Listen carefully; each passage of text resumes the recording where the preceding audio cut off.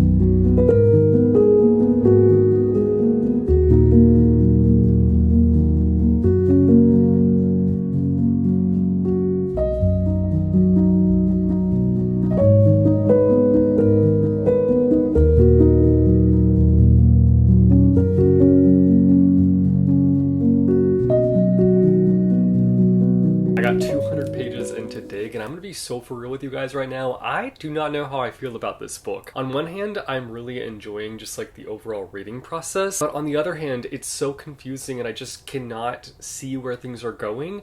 But it's one of those books where I feel like you just have to be in it for the long haul in order for things to click. I can see why somebody would DNF this book just because it is so confusing and it feels like nonsense at times, but I am approaching this book as if it's like an onion book. And what I mean by that is that I just feel like it's a story that has a lot of layers and you're just having to like kind of sift through the layers in order to kind of understand everything. But I'm loving the fact that, well, this is more so a prediction, but I feel like everything is going to sort of connect at the end. Like I feel like we're being introduced to so many different characters, but I also feel like they're going to be like rooted together in some kind of way.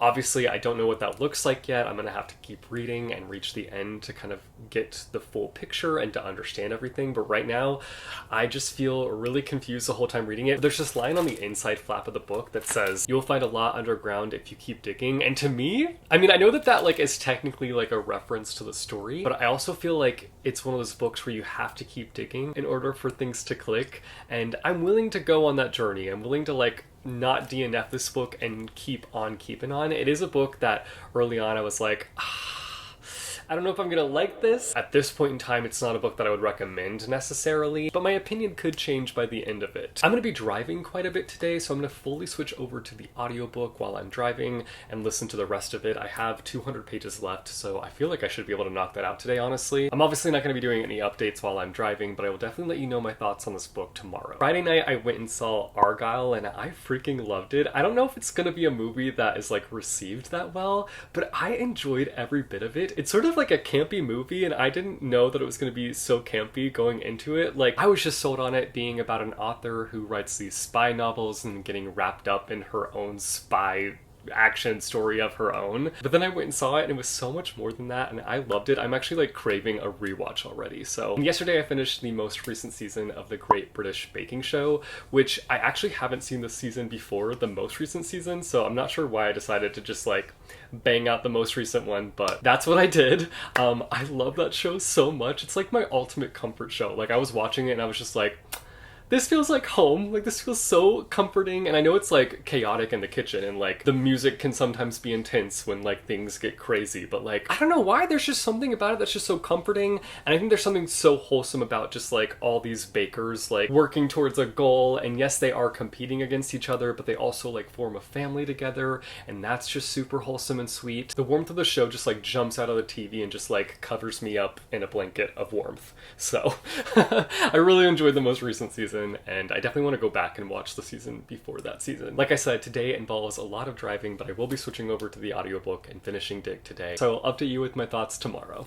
I finished Dig on my drive yesterday, and boy, do I have some thoughts. Okay, I'm gonna start with the positives because I do have some positive things to say. Despite the fact that I didn't really love the weirdness of this novel, and honestly, that was like my biggest problem with it, I did really love the writing style, and I can tell that A.S. King is a very talented writer. There were so many great lines and prose kind of woven into this novel, and I really appreciated those moments, and it definitely like falls into like a bit of a flowery writing style, though I wouldn't say it's like too flowery. I feel like it like borders the line of almost being a bit too much, and the writing style really suited the sort of weird nature of the story and the weird kind of story structure that was brought in, and I really appreciated that. It covers a lot of like hard-hitting things, and I love when a book is not afraid to go there, when it's not afraid to just like dig in to these topics. That was so lame, I'm so sorry. But we cover things like white supremacy, racism, abuse, and poverty, a lot of like really hard-hitting topics. It's not like she's bringing up these things just to be like edgy, like she's bringing them up and talking about them and exploring them, and she's not just like throwing it in a blender and leaving it there. Like, no, she's coming through,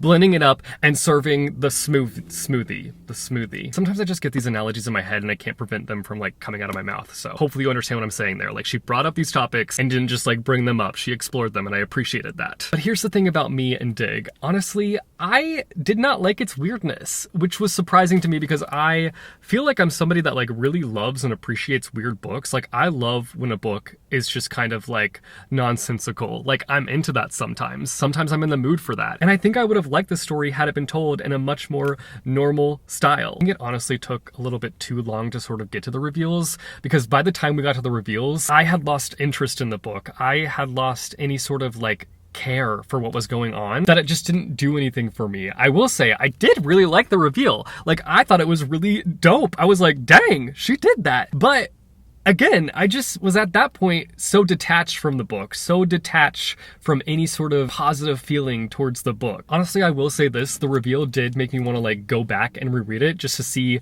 how we got to that point, to see if there were any seeds that were planted early on that I missed or didn't like catch on to, because I was impressed by it and I thought it was really cool. I just think it was a little too late. I will say that I think I'm in the unpopular opinion group when it comes to this book, because the Goodreads rating for this is so high. It's like a 4 point something, and that's high for Goodreads. That's a high rating on Goodreads, but my rating for this book is a 2 out of 5 stars, and I'm sticking to it. It just didn't work for me. It didn't land for me, and I completely understand why the person that recommended this DNF'd it. It makes sense. I had my channel members vote for the next book that I would read for this video, and the book that got chosen is Gilded. This recommendation, or rather anti-recommendation, I don't know if it's called a recommendation technically, but this submission comes from Ria G2684, and as you can see, I've already started this one. I made some progress last night in it. I got 130 139 pages into it. I'm on chapter 16. And honestly, so far I'm enjoying it, but I also feel like it's because Dig for me was a bit of a frustrating read. And this was such a big change that I'm not sure if I'm enjoying it just because of the fact that like it's an accessible read and it's really fun so far. When I first started reading this, I thought it was a Beauty and the Beast retelling. And then I found out that it's actually a Rumpelstiltskin retelling. So I was a little off there, but like it has Beauty and the Beast vibes at the beginning, so that's not my fault. I blame Marissa Meyer. But I'm really enjoying our main character in particular, albeit she is a little like cringy at times, but I just love that like a main element of her character is being this like storyteller. And she is all the time telling these like grand stories, these like grand tales. And I just like really love that aspect of her character. But her storytelling ends her up in a sticky situation, and she's at this kingdom, and she's basically been ordered to turn straw into gold. So I'm actually at the point in the story where she's like panicking and like trying to figure out how to turn straw into gold so she doesn't freaking die. And she starts working with this guy in order to make it happen, but she had to make a deal in order to work with him. So that's going to be a sticky situation, I'm sure. And I'm sure they're going to fall in love because like that's what happens in a YA fantasy novel. Am I right? I'm right. I know I'm right. So anyway, I am very interested to see how I feel about this. I haven't read a Marissa Meyer book since the Cinder series. So it's been a minute, but like so far I've been having a good time with it. So far it's been like really lighthearted, fun times, but we will see how I feel by the end of it. I'm definitely planning to make a lot of progress today. I'm also planning to finish a true crime documentary that I started yesterday. I've been like on a true crime documentary kick lately. I don't know what it is. These are some of the ones that I've watched. I watched Who Killed Jill Dando, The Murdoch Murders, American Nightmare. I don't know what's up with me because typically I'm not like the biggest true crime junkie. Like it's not my thing. But lately I've just been like binge watching true crime, so I don't know what's up with that. I got some book mail yesterday from my friend Zach, who is Shady Side Library here on YouTube. He sent me a few Fear Street books, which was super nice. I have not delved into the world of Fear Street. I mean, I did watch the Netflix trilogy, but I have not read any of the books. In fact, I have not read much of R.L. Stine in general, and I really would like to explore his books at some point. I feel like his Goosebumps world and his Fear Street world has always really intrigued me. Hopefully at some point I will get around to R.L. Stine. Zach also sent me some bookmarks, which was super nice. I'm currently using this one in Gilded. It's a little rainbow moment, which I love. And then this one, which has a worm on it, Bookworm, obviously. Love it. Love to see it. I'm ready to go get Boba. I'm ready to go to the park and get some reading done. It's a pretty nice day out, which is nice. I feel like February is one of those really confusing months for me because it goes back and forth on being freezing cold and then having really nice days that feel like spring. And it really messes with me, but I'm going to take advantage of today. I'm going to go get some boba and I'm going to go to the park and I'm going to read more of Gilded, which I've been really enjoying and I'm excited to keep reading. Let's go.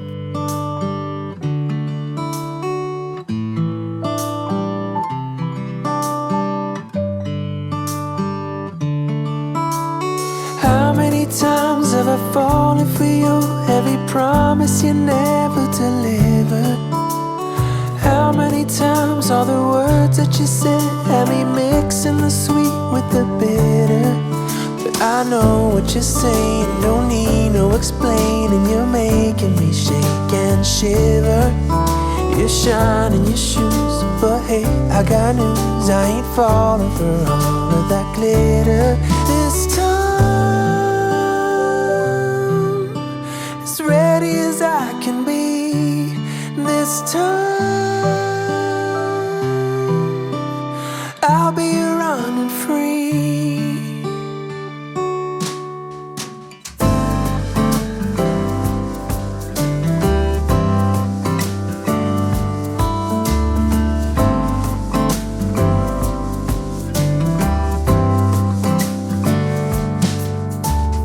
I've been afraid to go out in the night just to fall on my deepest desire. How many times did I call it a day, leaving all of my hopes in the fire? I know what you're saying, don't need no explaining. You're making me shake and shiver. You shine in your shoes, but hey, I got news. I ain't falling for all of that glitter this time. Ready as I can be this time. I'll be running free, 'cause my heart is rising. I'm taking it step by step. I'm running and running. I was doing doing a live stream with my channel members, and they got to see in real time when I found out that Gilded by Marissa Meyer is in fact not a standalone and that it is a duology. It has a sequel. I just do not feel like this needed to be expanded into a duology. This could have been told in one story. I'm frustrated. I'm still so mad. Give us more fantasy standalones, please. Anyway, truthfully, I had a good time. I feel like at this point, Marissa Meyer has kind of mastered the art of fairy tale retellings, albeit I'm not leaving this book obsessed with it. I'm not feeling the same way that I felt when I read the Lunar Chronicles, which honestly, that's because I'm not the same person that I was when I read the Lunar Chronicles. That was like 7, 8 years ago, but I had fun with it and that was enough for me. After coming out of Dig, this was delightful, okay? This was like dessert. This did feel like it was like really trying to kind of fall into this like dark fairy tale vibe, and it definitely has that like atmosphere. Like atmospherically, it nailed it on the head, but I feel like Marissa Meyer just has such like a light-toned writing style that it just does not pair well with like a darker plot. There were dark things that happened, but I just was never convinced of those dark things. I was just never convinced of the intensity of those darker things that came into play in the story, and so that kind of made things difficult because I just was not able to like buy into it. But it was just hard to shift gears for me. And then also on top of it, this is not necessarily a critique, but this book read a lot younger to me. Like it did not feel like I was reading a YA book, which as it is, like reading YA nowadays, like it does feel like I'm reading a lot younger, but this one felt less like a YA book and more like a middle grade book, a majority of the book, except for some things that do happen towards the end and some reveals that happen. Outside of those things, it felt very middle grade-y to me, and the characters felt very young, very, very young, which again is not necessarily a critique of this book. Like I don't think that that made this book bad. It's just something that I wanted to point out. I just was expecting it to feel more YA than it felt middle grade. I am glad that I read Gilded. It's been a second since I've read a Marissa Meyer book, and I had a lot of fun with it. I can't be mad at that. Like, I enjoyed my experience of reading this book, and that's more than enough for me. It was a fun time, it was an absurd time at times, and I gave it a solid 3 out of 5 stars. I've already placed a hold on book 2 at my library because even though I'm upset at the fact that it's a duology, I just want to read the second book and know what happens next. I'm working on getting better at starting things and finishing them. So I've started the duology, I'm gonna finish the duology. The last book that I'll be reading for this video is Nothing But Blackened Teeth by Cassandra Khaw. This anti-recommendation comes from Tori, and the reason that I even selected this book is because I read a book by this author last year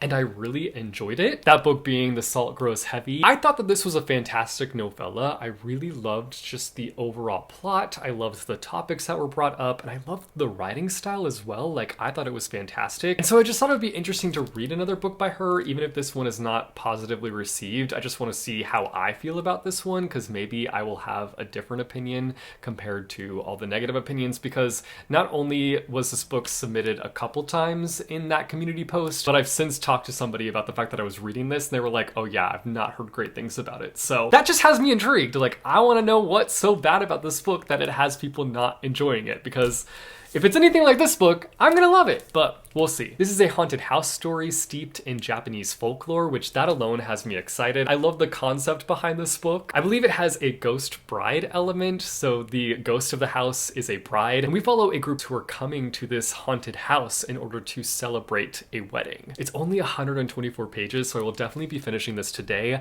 I have plans for another live stream with my channel members this evening where we're doing a reading party, so I'm gonna read a little bit before then, but I'm mostly gonna be saving the book for the reading party. So maybe I'll read like 50 pages now and then read the rest of it later. So that's all I've got going on today though. It's been a very reading heavy day, which makes me very happy. Let's get into it.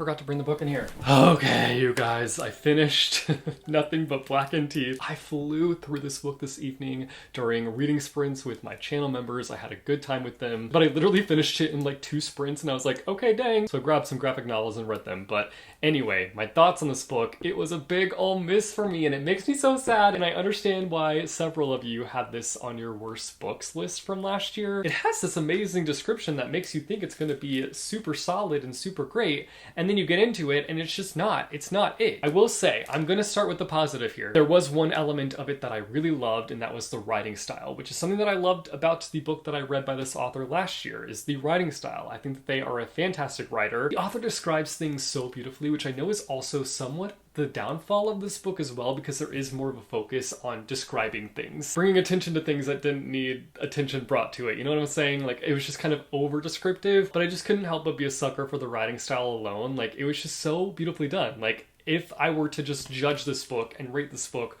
solely on the writing style, A+, 5 out of 5 stars. Unfortunately, there were a lot of other factors playing into this book. Everything else was a big no. It's basically about this group of friends that are all horrible and have lots of drama together, and they're staying at this haunted house, and the characters are just so annoying. They're so unlikable, and it's one of those situations where, like, I can't just be like, well, it's okay that they're unlikable. Like, it's okay to have unlikable characters, because there's no, like, depth to them. There's not enough time to explore these characters and feel any kind of way about them, or, like, kind of be open to their unlikableness, because we don't get to know them really. Like, we just know surface level things about them. And it was just frustrating. And I think I would have been able to, like, overlook it had the plot delivered. But the thing is, the plot did not deliver. In fact, the plot felt so flat to me. I got to the end and I just was like incredibly underwhelmed. And this is a problem that I can have with novellas often, is that sometimes I feel like authors are trying to tackle these like big storylines that are just not fitting to a novella style. And that's exactly this situation. Like, had this been, 200 pages longer, it probably would have been great. I probably would have really enjoyed it. But like, you're writing a short story, so deliver a story that's going to fit within this format. Otherwise, flesh it out into a full novel. Anyway, I gave this book a 2 out of 5 stars, and I'm going to be ending my bash fest now. It's time for me to give this book a rest and myself a rest and go to sleep. I will give you guys my final thoughts in the morning. We have reached the end of the video. I really enjoyed this process, even though I'm not leaving this video with any new favorites. In fact, I'm leaving this book with 2 books that will probably end up on my worst books of 2024 list. I still really enjoyed this experience. I feel like it's always just fun to like read books that you guys have read, whether it be books that you love or books that you don't love, because then I can like kind of figure out what works for some of you and what doesn't work for some of you, and just kind of connecting with some of you in that way. So again, while I'm leaving this video with 2 new books that are going to end up on my worst books of 2024 list, I still enjoyed this process. I still had a good time reading these books. Well, somewhat. I somewhat had a good time, because Dig was a bit of a chore at times, even though I loved the writing style. Nothing But Blackened Teeth was a frustrating read from beginning to end, even though, again, I did like the writing style. And Gilded was the one that, like, I'm not mad at. Like, I'm leaving it being like, that was a good old time. I'm glad that I read this book, even though there was, like, one element of it that was absurd and weird. Let me know down below in the comments if you guys have read any of these books and what your thoughts are on them, or if you just want to share with me down below in the comments a book that you read in 2023 that was like the worst book ever. Let me know down below in the comments. Spill the tea. If you like this video, be sure to go and hit that like button. If you want to see more bookish content from me, be sure to go and hit subscribe or go and hit that bell icon and you'll be notified every time I post new videos. As always, thank you guys so much for watching. I hope your day is bright, that tomorrow is brighter. Keep reading what your heart desires, and I will see you soon with a new video. Bye. Oh. Did you just hear my bones popping in that bio? Because they popped like no other.